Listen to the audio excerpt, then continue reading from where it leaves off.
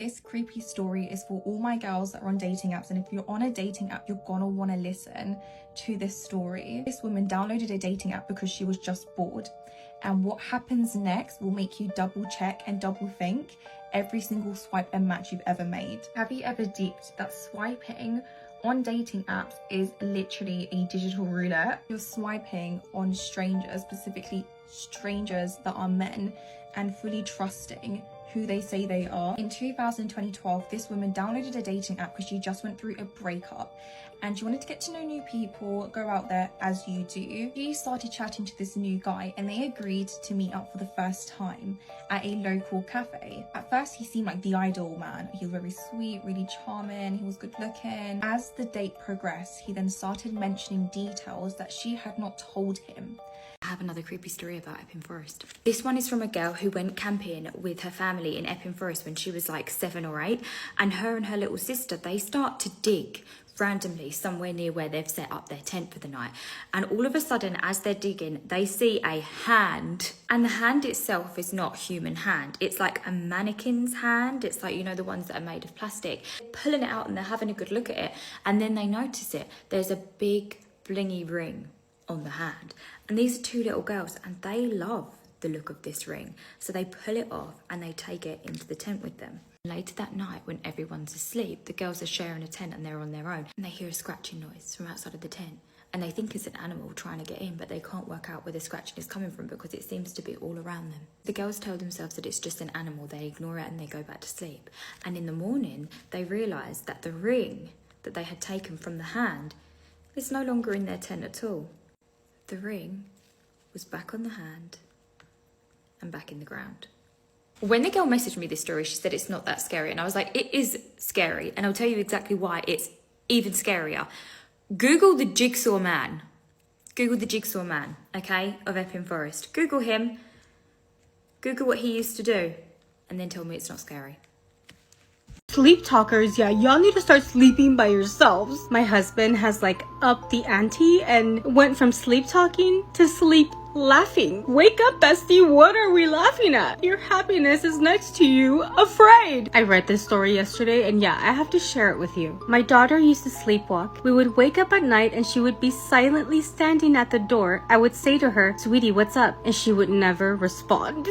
Once, as my wife and I were sleeping, we heard a stomp stomp. She went to the toilet and closed the door. We kept lying there and waiting for her to come back out. No sounds, no moves, nothing. It felt as if she had fallen asleep in the pot. My wife says, is she sleeping over there? So I went to wake her up. I opened the door to the toilet and didn't find anyone. My daughter was sleeping in her bed. I felt uncomfortable because of it. And that's not the only time something happened. We now sleep with our eyes half open. Sometimes I hear her speaking with someone, and it is impossible to understand what she is saying. Then she'll get up and walk as if someone was holding her hand and leading her. Once, when she was walking and talking to this someone, she passed by our room and went to the hallway. I jumped out of the bed and rushed towards her. At the end of the corridor, she woke up and started to shout, "Daddy, Daddy." She got scared because it was dark. I tried to reach her, but my legs couldn't move. It was as if they were glued to the floor. We took her to our bed until the morning. Guys, it was really scary. When I recall this moment, I still go into a cold sweat. Why are y'all sleep talkers so scary? And they don't even be saying like something sweet or cute, like, oh, I'm petting my dog, or like, oh, no, y'all be pointing and asking us like, what's there? My older brother would not only sleep talk, but he would sleepwalk. Like there was one time, because we all slept in like one bed at one point, he was trying to get out of the window, like he would have dropped down. Y'all are scary. Stay away from me. But I married one. Oh my god, I married one. Good evening. Let's talk about what's going on in America right now with TikTok and where everyone is going. I'm in Canada, so TikTok is still going to be here, but I know a lot of people from America follow me. Thank you. And I just want to maybe ask and see what you guys are gonna do after. Maybe as Tanya was saying, Lemonade or Red Note, but I'm not sure because those are also Chinese apps, and I think those won't be allowed to be downloaded after the 19th as well in America. So that's another problem. Also, I think maybe since a lot of people are asking about my podcast, that I'd post more on YouTube for you guys since it's universal. And also I'd try to make maybe an account if there's another app that opens up. I'll make one for you guys there. But I think YouTube will be the spot. And also, if you haven't followed me on Instagram, I'm always updating and posting things spooky there. I can post more of my stories on my Instagram if you'd like, or I can make a new Instagram. But I think since I already have a following on my Instagram, at Sonia Lee, there's no dot, it's just at Sonia Lee. You can follow me on my Instagram. I'm going to be active there for you guys, and also share where my stories will be. So right now, just follow me on Instagram and subscribe to my YouTube, and then I'll be able to figure out where to go from there, and maybe continue posting more actively on my YouTube, maybe on my Instagram too. It sucks. I'm sorry that you guys are going through this, but know that I'm gonna be around. I'm gonna still be spooky, and I'm still gonna have content up on my TikTok as well as other apps like YouTube and Instagram. But yeah, stay spooky, guys, and I'll see you hopefully in the next one. Bye. With all this recent canal news and somebody actually attempting to push me in the canal after I posted about it, I've actually realised and I've learnt this happens a lot more often in the UK, and there are so many unexplained deaths and people found dead and unalive in canals all around the UK. Let's talk about the Manchester pusher, who is an alleged serial killer. Alleged, and this person has never been found or identified, who is said to be allegedly responsible for so many bodies found and retrieved, pulled out of the canal systems and networks in Manchester. These deaths started stacking up in the early 2000s. In 2015, reported by Channel 4 dispatches, claimed that at least 85 bodies have been found in the canals. Majority of these bodies have been ruled out as accidental deaths or suicides. However, a criminal psychologist named Craig Jackson looked into these deaths and publicly said it is extremely unlikely that all of these deaths were just accidents. Look at the tragic case of Tony Scanlon. He was found in the canal systems in 2007 with head injuries, and his death till this day was never fully explained. Or Sulvik Pal, he was a student and he vanished on New Year's Eve, and 4 weeks later his body was found in the canals. However, there was CCTV footage of him walking into the canals with an unknown, unidentified man. Plus, in 2018, a cyclist was deliberately pushed into the canal, and the man who pushed him in the canal even tried to stop him from coming out of the canal.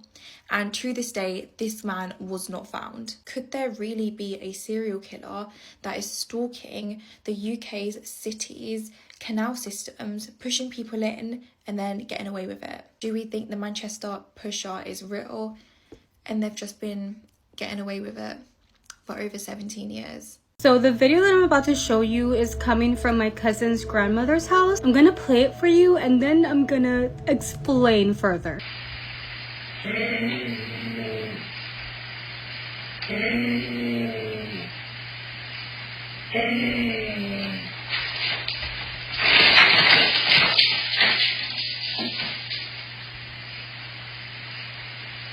So at first, I asked my cousin, like, what did you want me to see? Because I hear somebody snoring and then the dogs get scared with something, right? I'm like, pinpoint what you want me to hear because I don't see anything. Why does she go and tell me that there's nobody snoring in the video? That house is her grandmother's house, and the sounds before the dogs move, that is not someone snoring. That is not the dog growling. Trust me, I zoomed into the dog. She thinks that it's saying in Spanish like ven. So I'm gonna play it for you again. And remember, those sounds are not of someone snoring.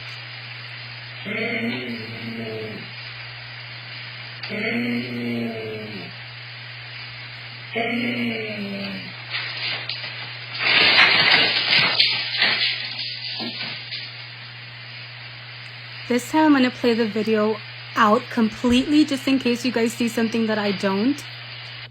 But There's a dog and a few cats in the living room.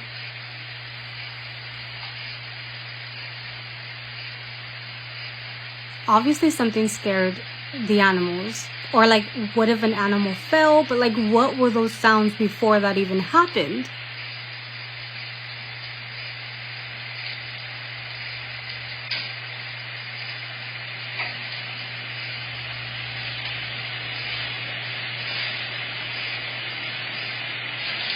So what do you guys think? Like, what is that? I could have sworn, like, I watched that video, I'm like, oh, it's someone snoring. Like, I'm just thinking it's her grandma snoring. It's not the grandmother. Mind you, things have happened there before. Like, I think I posted a video of, like, the ice chest moving there, too. So, I don't know what's going on, but, like, that is crazy. Also, the dogs seem very tense before, like, something falls, or maybe they just reacted to something. I don't know. Just let me know what you guys think in the comments. The sheep squatch is an old West Virginia legend that actually goes back to the 1800s.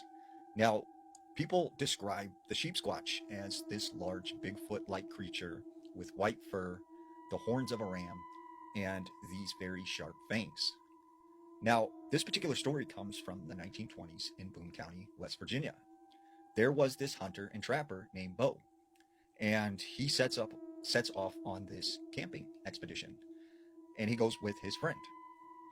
Well, him and his friend go out and they set all of these traps to catch some beavers. When they get back to their campsite, they discover that something has been through there. And they don't find any evidence that it was any kind of animal, but they found these very large footprints. They weren't human, they weren't animal, they weren't anything that they'd ever seen before. And at the time, they were thinking, well, maybe it was just like a black bear or something.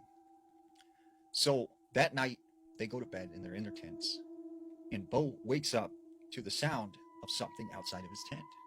And in through the flap of his tent looks this very large beast. And he grabs his rifle and he fires 3 shots at this thing. This thing takes off angrily into the woods, screaming. And at the time still, he thought like this was some sort of bear. So the next day, they go out and they check the traps. But when they come back to the campsite, it is now completely destroyed. And that's when they got kind of spooked, like something is going on. So that night, Bo said, all right, we're going to stay up. We're going to keep a fire going, and each one of us will take turns watching while the other person sleeps. Except that night, they didn't get any sleep because something was stalking them through the woods, and they would fire shots at this thing. It would run off, and then it would come back. So the next morning, Bo's like, you know what, we're getting out of here. We're going to get the traps and we're going to leave. Meet me back at the campsite. So he goes out and they start getting these traps. He gets back to the campsite first. His buddy never returns. So he goes out looking for him at these spots where they had set the traps. And when he gets to this one particular spot, he discovers his friend laying on the ground. He's half eaten. Something has bitten into his neck, and there are what look like 4 puncture wounds. I would be traumatized for my entire life if I'd seen what this man's colleague saw inside this house of horrors. This is the disturbing case of the Chen family. It was October 2014 in Guilderland, Albany, New York. A lovely family of 4 lived in the area. This was married Jin Chen, Hai Yan Li, and their 2 sons, 10-year-old Anthony and 7-year-old Eddie. On the 8th of October that year, Jin had failed to turn up to work at a local Chinese restaurant, which was particularly out of character. He always showed up at work. So his colleague, who actually unfortunately didn't really speak much English, showed up to the family home on Western Avenue to investigate at around 1 p.m. And what he found in that house would undoubtedly scar him for life. The place was a total bloodbath. All 4 members of the family were inside. They'd all been bludgeoned to death. Now, as I said, this colleague really didn't speak much English, so he had to frantically find somebody to call 911 for him. Police raced to the scene and were horrified by what they found. It was clear that this was a very, very brutal quadruple killing, but they couldn't find a murder weapon anywhere. They determined that all of the family members were killed between 3:30 a.m. and 6:30 a.m. They said either hammers and or knives were used, and I just can't imagine how utterly terrifying that must have been, especially for these poor, poor children. The police really couldn't figure out what a motive could have been. The only slight inkling that they had was quite a large amount of off-the-books cash that the dad had been dealing with, which allegedly involved undocumented workers at the Chinese restaurant. Rewards were offered to anyone who came forward with information, and just in case people were kind of scared about implicating themselves, the police even offered immunity for anybody who spoke out and gave them some sort of something to work on. But still, no one came forward. DNA evidence was collected at the scene, but frustratingly offered no help to the investigation. Chillingly, whoever committed this quadruple homicide remains free. The mystery continues, and this horrific crime case remains disturbingly unsolved. He had sex with his mother's corpse, and not only that, it was his first time ever having sex. So yes, he lost his virginity to a corpse. Kevin was an awkward and quiet boy. He didn't speak much and often kept to himself. But on March 26th, 2014, something felt very wrong with him. Deep down, Kevin had a strange fantasy that filled his mind for years. That morning, Kevin went to his mother's room and asked her for permission to die, for permission to unalive himself, because he was, quote-unquote, bored with life. She tells Kevin no. Kevin proceeded to leave his mother's bedroom, get a game extension cord, go back to his mother's room, and try to strangle her with it. His mother, 50-year-old Kimberly Hill, proceeded to try and play dead, and him realizing that he could not strangle her with a cord, he left his mother's room and went and got a hammer, went back to her room, and, well, you can guess the next part. She had brain injury so bad that her brains spilled onto the floor. Kevin said he didn't know if his mother was still alive, so to make sure that she was for sure dead, he took a knife and stirred her brains around in her skull. He then proceeded to kick her brains and also taste them. Yes, I said taste. He then drug his mother to a nearby room and lost his virginity to her. Kevin admitted all of this in a police interrogation room, and let me tell you, it was graphic. Kevin initially wanted to do this to his sister, but decided against it, and made the decision that his mother was the better choice for his fantasy. Kevin proceeded to tell investigators that he prefers his women dead. Then one of the investigators in the room proceeded to ask him a series of questions just to really get into the mind of Kevin Davis and what was going on inside of that skull of his. Like, what would be your ideal murder? He said that he would like to put on a nice suit, break into a random woman's home, and then disable her boyfriend, if she had one. That he would also bring her a pretty dress to put on. He told investigators that when he first started having these fantasies years and years ago, he was always into strangling, even though he hadn't done it before, yet. But now, after unaliving his mother and how gruesome it was, he thinks that he would now rather use something big and sharp.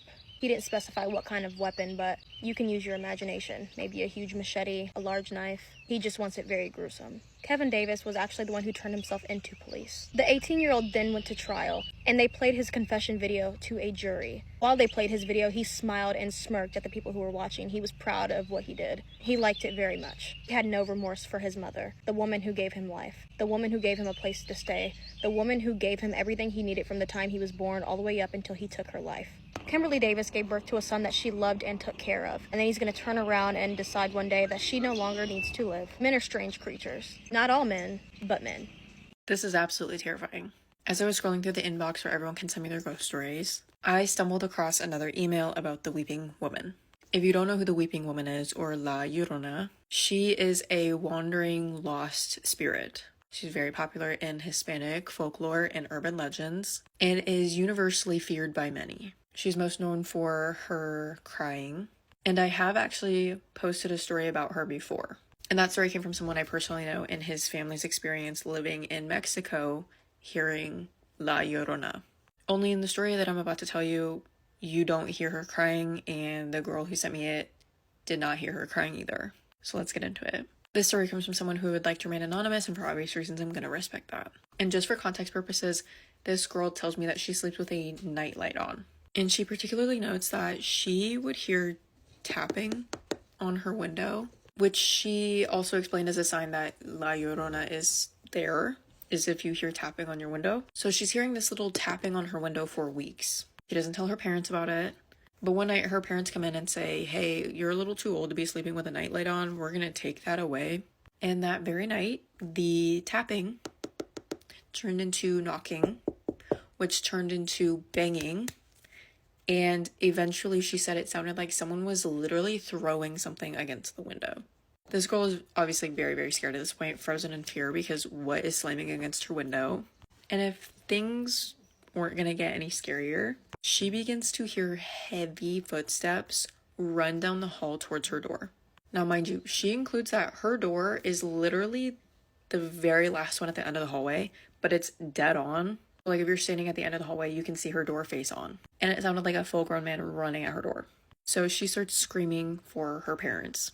The moment the parents bust through the door, all the noises stop. And she explains to them, like, I heard this banging, I heard this knocking, I heard this tapping for weeks, and I heard someone running down the hallway. And her parents think that it's just a lie to get her nightlight back in her room. So they give it to her. They were like, you could have just asked for it back. And she doesn't hear it ever again. But to this day, she wonders what was outside of her window making all that noise and who was running down the hallway. Now, here is where it gets scary and scarier. Because what if that was an actual human being standing outside of her window, like tapping and knocking and banging? But also, what if it was La Llorona? And anyone who follows this page knows that I actually sleep with a nightlight on. And after that story, I will not be shutting it off. But anyways, that's going to do it for me. Stay tuned for more ghost stories. I have another creepy story about Epping Forest. This one is from an American couple. Would you believe it? International news. This couple have never been to the UK before, and one of their friends is getting married, and she's getting married in London. When the couple see the prices of what it will cost them to stay in the place where they're getting married, they're like, that's just kind of out of our budget. And so they ask the bride, where is a good place to stay? And she says, anywhere on the Central Line. And the couple realise the further they get out into Essex on the Central Line, the cheaper the prices are. And where's the last place in the Central Line? Epping. They decide to stay in like a lodge, B&B type thing in Epping. Arrive on the day of their stay, and immediately they are like overwhelmed by the history of the place. It's like 300-400 years old. The person shows them to their room, and immediately there's a smell. It smells old, it smells dusty, musty, but not a problem. They are a couple. They asked for a couple's room, but all that was available are these 2 twin beds, and so they make the best of a bad situation. They do experience a few problems, like they can't get the hot water to work, so they have to have cold showers. But when they go and get the staff come up and the water is working fine, like there's nothing wrong with it. The next thing they have is when they're actually trying to go to sleep, the room is constantly too hot or too cold, and they said it's almost like they were freezing and shivering the whole time, to the point where they thought maybe we're coming down with something, because the next minute there'd be dripping sweat. It was like they just couldn't get the room to heat up in the right way. Then most annoyingly, as soon as they get into bed and they turn the lights off, there is such a gap underneath the door, or where the floorboards are not quite straight because they're old, that the whole light they can see in their room, and it's making it extremely bright. And so they go to the staff and they say, is it okay if we turn that light off? And the staff are like, yeah, but the only thing is it's the motion detector light, so realistically it will only go off if somebody walks past. The couple was like, well, it must be broken then because it's been on the whole time. So hotel staff agree to just turn it off by the mains, so at that point there is no electricity outside at all. They settle back in their bed, and finally it's completely dark. They fall asleep, and it was hard to fall asleep because they're shivering, sweating, alternating. And then at 3 a.m. the wife is awoken because the light outside the room has gone back on, and she can't believe it. She's furious at this time. She's only just fallen back to sleep. She realised that her husband is already sitting on the end of the bed putting his shoes on, and she thinks, okay, cool, he's got it sorted. And so she says to her husband, God, how annoying. I just finally drifted off. And he agrees. So she's looking at her husband, expecting him to stand up and leave the room, go and speak to the staff, but he doesn't. He just sits there, frozen. She says, is everything okay? Are you going to go? And he says, no, I don't want to get my shoes on. I don't want to go and walk out there in the cold. I can't be bothered. I'm just going to stay like this with my head in my pillow. And she says, what do you mean with your head in your pillow? And she looks across, and her husband is laying with his back to her at the wall with his head in his pillow. And she looks back at the man at the end of the bed with his boots on. And she closes her eyes and she screams. And her husband sits up, and by the time she opens her eyes, the man with the boots is gone. 0 stars on TripAdvisor. 0 stars. I want my money back, and I'll go to a travel lodge next time. Trigger warning, child loss, okay? Trigger warning. Imagine having a dream that your baby cousin passes away and then it actually happens the exact way that you saw it in your dream. Would you be able to tell your aunt and uncle that you had that dream? Hey, I saw your post on the Marilyn Monroe Vision Girl and I had to come and speak to you about some of my visions. Not related to her, but definitely creepy. A few years ago, around 2019, I started getting visions and seeing figures in the shadows. One day in December of 2020, I started getting a reoccurring dream vision of my baby cousin unalived in her sleep. Come January of 2021, it actually happened. My cousins died from SIDS. I never said anything because my entire family is incredibly Christian and would look at me like I'm fucking crazy if I ever did say anything. Recently, my aunt and uncle, who were parents to my cousin who passed away, have had another baby girl. They also have a son who's about 7 or 8 years old. And not only can I just not shake the feeling that something is off, but I keep having dreams of a little girl around 6 years old playing with a ball in a driveway to a house. I don't recognize it, and she drops the ball into the road. In my dreams, after she drops the ball, she runs after it, and an older boy, probably her brother, runs after her but is too late, and she gets hit by a vehicle. I have a feeling this dream is about my second baby girl born to my aunt and uncle. I am beyond terrified that, like the first dream, this one will come true. OP, let me just extend my condolences. This is absolutely horrific, and I am so incredibly sorry that this is something that you had to see prior to it actually happening, and I'm so sorry this is something that you even had to experience. This is horrendous. Honestly, I know you said that your family is super religious, but I would still tell them, just mainly because you're planting a seed. And when you plant a seed, typically people listen to that seed. And when they see those events start playing out, they can more than likely act faster than they would have prior to not knowing that anything like that would have happened. Now, you don't have to directly tell them. You can kind of like make mention, maybe go over there and hang out. And when she goes out into the front yard, be like, hey, kind of weird, she's throwing the ball really close to the street, maybe you should say something. Or maybe you can go out and say something and be like, hey, baby girl, maybe we don't throw the ball close to the street, okay? Maybe we come over here, don't ever go into the street, just to kind of forewarn things. Now, when it comes down to destiny, and I do believe in destiny, you cannot change destiny. Destiny is going to get its way either way, no matter how you look at it, and death will come for all of us. But I do believe that there are preventative measures that you can take to kind of steer destiny away from certain people at certain times. Think Final Destination, but without it actually coming back to get you. My advice to you would be to plant that seed in a very casual and unmaterialistic way. That way they kind of don't gather what you're saying, but they also kind of go, maybe they're right. And also try to make it to where you're not like trying to parent the parent, because I know that a lot of parents can be very offensive in those types of things. But if your family is so religious, you would think that they would believe in visions, considering all the visions in the Bible. I really hope that this helps you, OP. Maybe some followers have some other ideas for you in the comments and ways that you can kind of manipulate this to not happen, especially since your first vision actually happened. I love you guys. I hope you have a wonderful day. Please take care of each other and lift each other up. I love you guys. Have the best day ever. Okay? Oh, that's better. Okay, I love you. Bye. Let's talk about why you shouldn't play with Ouija boards again.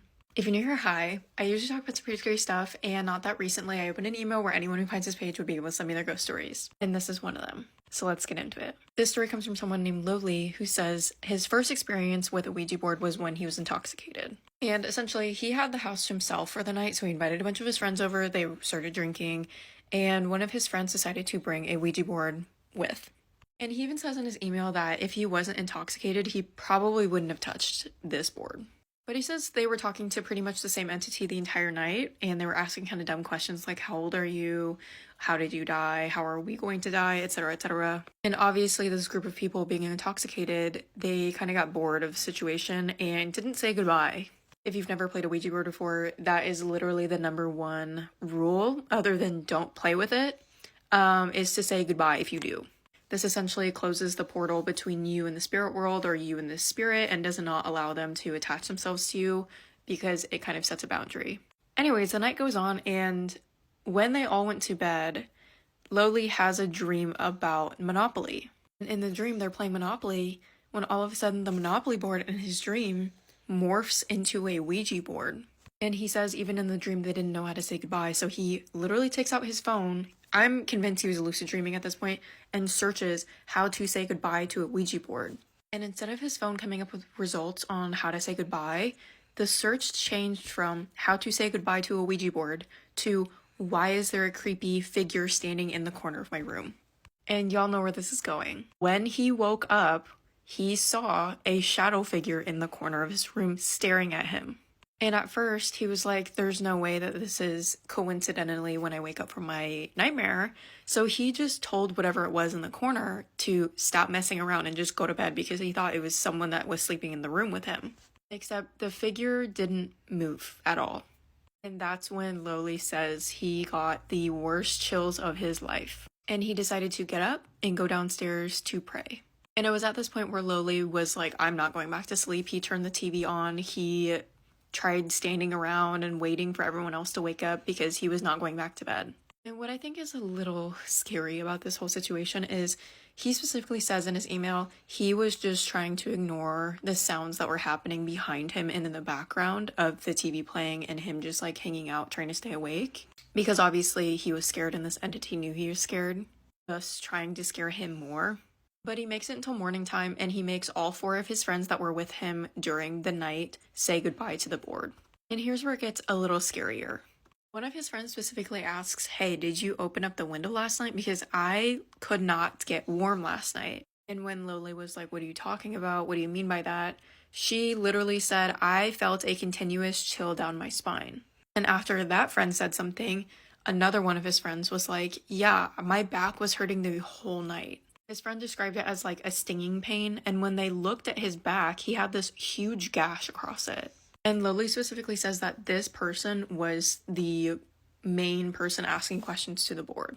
And Lily does say that even after they all said goodbye and nothing else happened after that, he still will not go near a Ouija board ever again.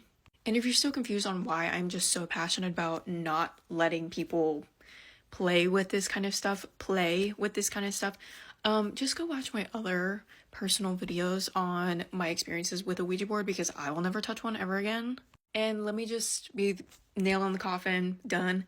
There is a reason why a lot of your favorite creators won't play with them. I use the word play because that is exactly what you're doing. You're playing with something that you have no idea what it is capable of.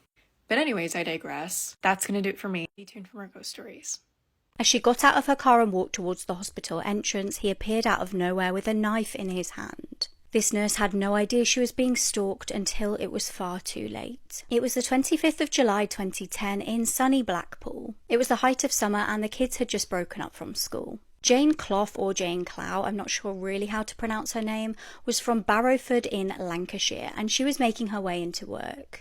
Now, she was an A&E nurse. She was a very hard-working young lady at Blackpool Victoria Hospital, and she was really trying to carry on her life as normal because she'd been through a really, really difficult time. Like I said, she was a lovely lady. She got on really well with all of her colleagues. People just warmed to her straight away. She'd even started dating one of her colleagues not long after she began working there. This was paramedic John Bass. Now, they bonded through their work. She really felt like they both were in this line of work because they wanted to help people, and therefore they had the same values. Soon things between them got serious. Jane's parents, though, weren't too keen on John. They felt like he was inappropriate. He'd say inappropriate jokes all of the time. He also began lying to Jane as well. He kept it a secret from her for ages that he'd actually got a wife and that he had 2 kids from his prior relationship. Now, he kind of explained this away and said, I'm not with my wife anymore, we're going to get a divorce, but we'll come back to this at a later stage. John convinced her to carry on the relationship with him and move in together. He, as lots of abusive partners do, became more and more controlling, and the emotional abuse started turning into physical abuse. Jane was having to cover up her bruises before her shifts. But friends and family were pretty helpless. You know, they couldn't exactly force her to break up with him, and they didn't want to alienate her either. Then things got even more concerning for them. The pair started talking about trying for a child. Now, it's not certain whether Jane maybe thought that this would change him, but it certainly wasn't going to. The situation was bad enough without bringing a defenseless little baby into it. In 2009, lo and behold, Jane announced her pregnancy, and her family was super concerned. And I feel like people were shocked when I said this in one of my latest videos, but you're actually more likely to get killed by your partner when you're pregnant than when you're not. It's actually just such a horrifying fact. Now, during her pregnancy, there were understandably times when Jane was tired, she was uncomfortable, she was feeling sick, and she didn't want to be intimate with John, but he forced her. On multiple occasions, he R'd his pregnant partner. It's just absolutely sickening. She gave birth to their daughter Imogen in 2009, but his behaviour never changed. After the painful birth, he once again R'd her with no regard for the agony she was in. Now, this felt like the final straw for Jane. She packed her bag, she went to her parents' house, and she was just done with him. She didn't want to see him again. She didn't feel safe with him. But he carried on contacting her, pestering her, pleading with her, saying he would change. He even did manipulative partner 101 and said, I've been to the doctors, I've got a referral, I'm going to get some help. So she did decide to give him another chance. She went back to the family home. She really wanted to keep them as a family unit. But as we could have predicted, this man had not changed. He once again R'd her just days later. So she bravely went to the police at this point. She knew enough was enough. She actually even had quite a few photos of bruises on her that she'd taken over the months prior that she could use as evidence. John was arrested, and it was at this point that his lies were exposed. It came to light that he very much was still with his wife. He hadn't separated from her, hadn't looked into getting a divorce, he was living a double life. He was even seeing another woman, so he had 3 on the go. And sickeningly, despite the fact that police and prosecution objected massively, John was let out on bail. Jane's parents said that the judge literally ignored her concerns, and it wouldn't be long before Jane was murdered. She really was terrified of him being out on bail. She just knew he would break his bail conditions, and she was right.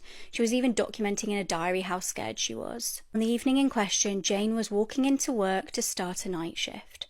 She'd recently gone back following maternity leave. She just wanted to sort of try and get into a regular routine again, see her colleagues and have some support. She had no idea she was being stalked. As she got out of her car and walked towards the hospital entrance, he appeared out of nowhere with a knife in his hand. He launched into a frenzied attack, stabbing her a sickening 71 times. Now, she was obviously right by the hospital as she worked in the A&E department, but tragically her colleagues could not save her life. Now, police immediately knew who they needed to look for, but he was nowhere to be seen. As well as being devastated, Jane's parents were obviously very concerned about their own safety and also the safety of their grandchild. So police stood and guarded their property. The following morning, as suspected, John turned up. He was tasered immediately after he got out of his vehicle, and thank God, because of what the police found in his car. Chillingly, he had a bunch of petrol canisters in his car, and the police believed he was about to try and kill the rest of Jane's family, including his 9-month-old child. He was ultimately sentenced to life in prison for the murder and will serve a minimum of 30 years. This one's juicy, this one's long. Get a drink, get a snack, get comfortable, because we're going to be here for a while. As usual, warning, this is a true crime case. If you're not into that, then do not watch this video, especially if you have anxiety. You have been warned. Clearly, let's get into this case. It is 1974. Janice Hartman, a 19-year-old girl, resides in a charming farm town nestled in Wayne County, Ohio. Growing up with 2 brothers, Janice embraced her tomboy nature and developed a reputation for being free-spirited and adventurous. As a typical girl of Janice's age, she has a boyfriend, 18-year-old John Smith. John was a young boy known for his nerdy demeanor and quiet, somewhat awkward nature. When the couple met, they instantly clicked, but they also had a rebellious streak. They would ride fast motorcycles through the lonely roads of their small town. They soon transitioned from high school to adulthood, and soon after graduating high school, the two made the decision to quickly get married. However, the initial happiness of their marriage faded, and 4 years after saying their vows, the two decided to part ways. The relationship was done.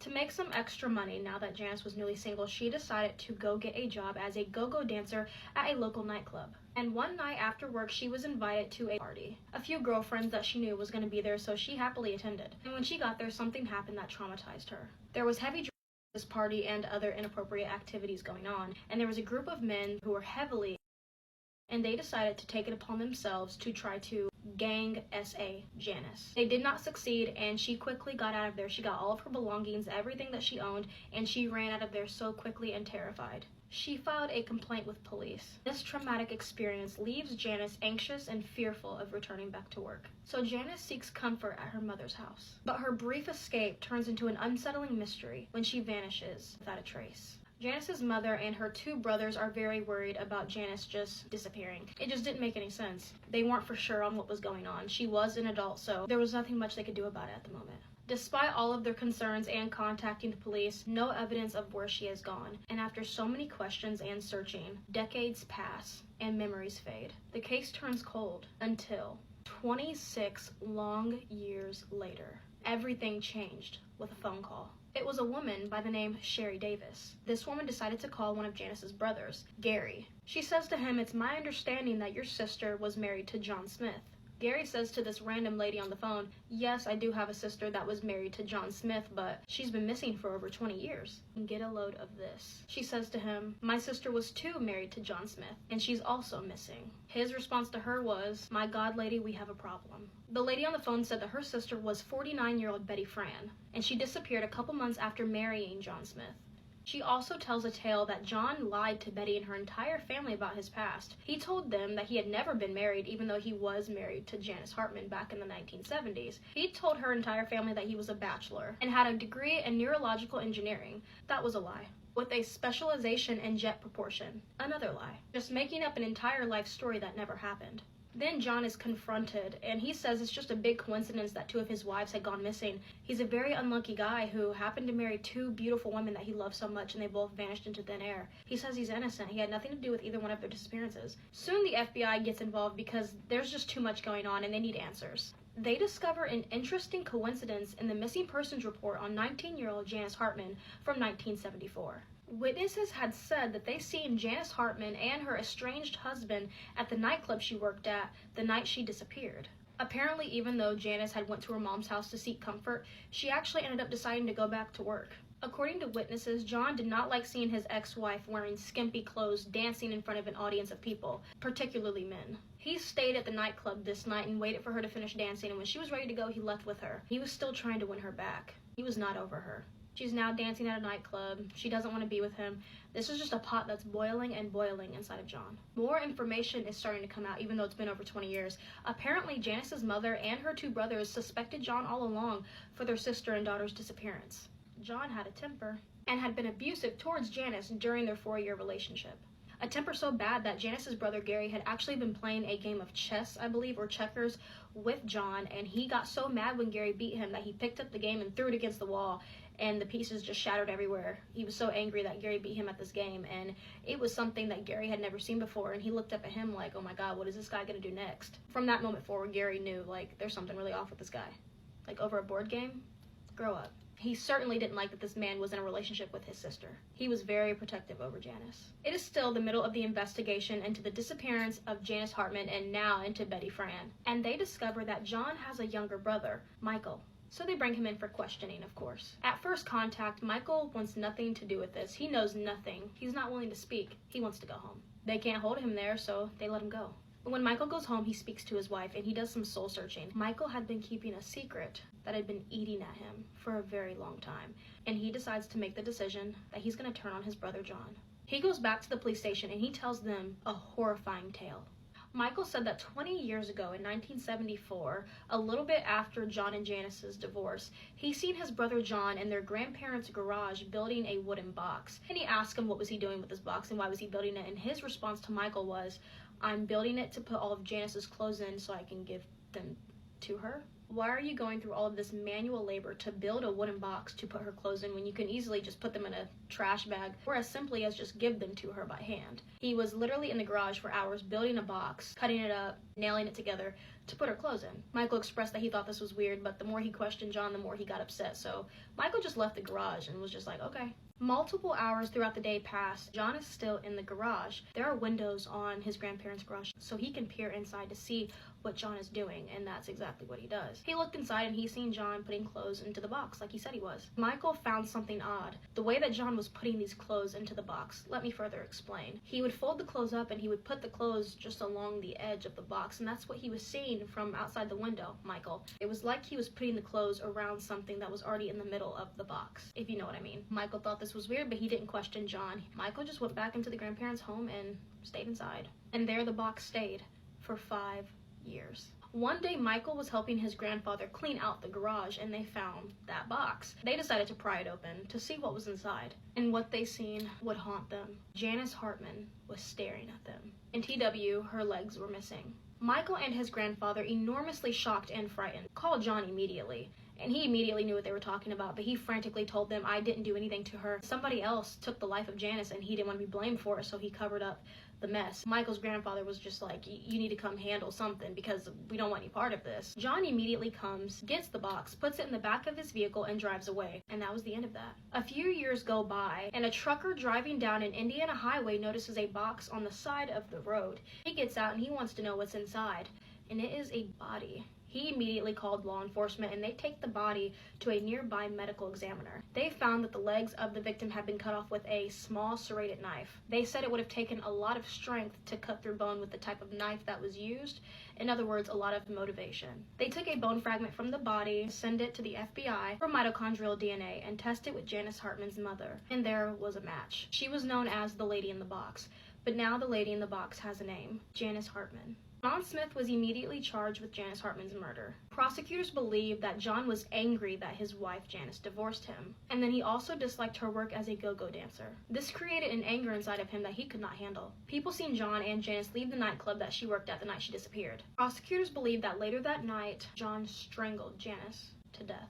Somebody on the case, and you can take with this what you will and have your own opinion, but somebody on the case said that they believed that John cut off Janice's legs in a symbolic manner. In other words, pretty much saying, you'll never walk away from me again. In my opinion, I do not think it was that. I think he simply cut off her legs because she could not fit in the box. Because if I'm not mistaken, I think she was 5'3", but the box was only like 4'11", I'm pretty sure, like in height. And I think she simply just could not fit. I could be wrong, but that's my take on it, and that's my opinion. Put her in the box, put all of her clothes inside of it, and nailed it shut. And kept it in his grandparents' garage for as long as he could until it was found. Then he went back, got it, drove to Indiana, then threw it out of his vehicle on the side of a busy highway until she was found again. She was determined to be found. Now to turn the attention to John's second wife, Betty Fran. Betty Fran, who was also missing, prosecutors actually found evidence that Betty was planning on divorcing John because she found out he was having an affair. And right after that, she also went missing. John has a problem with abandonment by women. That's a big part of his issue. He can't take rejection from females. He's like, no, I'll decide when you leave. As usual, women, I love you. Stay safe. I'll see you in the next one. However, coined the phrase, you can't make this stuff up, might have known the story of real-life boogeyman, Albert Fish. A slight, elderly man with grey hair, no one suspected the kindly single father of being sadistic child murderer and cannibal. I don't think you guys understand the sheer terror this story brings me. One person disappearing into the woods is already scary enough, but five grown men at that. But that's not even the worst part, because why were they 70 miles away from home in the middle of a winter night deep in the mountains? They had never been there before, and when one of their bodies was found months later, he'd been wrapped head to toe in 8 bed sheets. Not only that, but evidence suggests that he'd been alive out there in the wilderness for 3 months before dying. Yet for some reason, they weren't found. The Yuba County 5 is by far one of the most disturbing cases I've ever read about, simply because nothing can be explained. This case is still unsolved, so let's talk about it. The Yuba County 5 consists of 5 men ranging in the ages between 24 and 32 who mysteriously disappeared in the woods on February 24th, 1978. We have Bill Sterling, Jackie Hewitt, Ted Wire, Jack Madruga, and Gary Mathias. All 5 men had mild intellectual disabilities, and Gary had schizophrenia. For a little bit of a background on the men, Gary and Jack had served in the Army, and during that time, Gary started using drugs, which led to him being diagnosed with schizophrenia. After he was medically discharged from the Army, Gary went back home to Yuba County County, where he started treatment at a local mental facility. It was a huge struggle at first, and he ended up experiencing a few psychotic episodes, but by 1978, he was put on the right medication, and life was really looking up for him. Gary got really close with the other 4 men after this, since they all lived with their parents in Yuba City, and since they all shared a similar learning disability, they kind of bonded over this and just felt connected. All of their friends and family referred to them as the boys because of how close they were. The boys loved watching and playing basketball together, and they actually all played on a team together called the Gateway Gators. On the evening of February 24th, 1978, the boys were getting ready to play in a basketball tournament the following day, and this was something they all took very seriously and were excited about. It was a week-long tournament sponsored by the Special Olympics, so it was a really big deal. So the boys laid out their uniforms the night before and even asked their moms to come in and make sure they wake up on time because they did not want to be late to this. But after this, the boys wanted to go and watch the UC Davis basketball team play at Chico State. So Jack let everyone pile up into his car and off they went. A little side note, the only ones who had a driver's license in the group and were able to drive were Jack and Gary. But it was Jack who drove them the 50 miles to Chico State that night. After the game, the boys then went to a convenience store in downtown Chico, and there they bought some snacks, sodas, and cartons of milk to drink. This was around 10 p.m. This is the last time they would ever be seen alive, and what happened after this has never been explained. When they didn't come home that night, their parents started to worry, but when the morning came and they still weren't home, that's when they were reported missing to the police. The police didn't really take this seriously at first because they were all grown men and surely they weren't lost. They thought the boys would come home soon, but